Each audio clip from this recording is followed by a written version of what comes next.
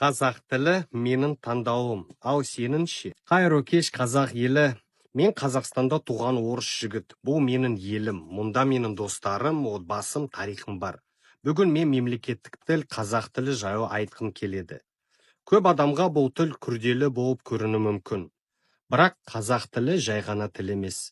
Бұл халықтың жаны, мәдениеті, әндері, аңыздары мен мақтанышы. Тілді құрметтеу, елді құрметтеу деген сөз. Менің ұлтым орыс, бірақ жүрегім қазақ жерінде. Мемлекеттік тілді білу, түсіну және сезіну мен үшін маңызды. Өйткені бұл бізді жақындастырады. Бұл ортақ болашағымызды біріктіреді. Бұл әр адам өз туған жерінде, өз адамындай сезінетін қоғам құруға көмектеседі.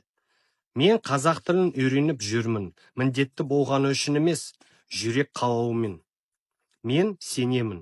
Біз қаншалықты көп қазақ тілінде сөйлесек, ойласақ, соншалықты Қазақстанымыз мықты, біртұтас, тарихын қадірлейтін, әр азаматты бағалайтын ел болады.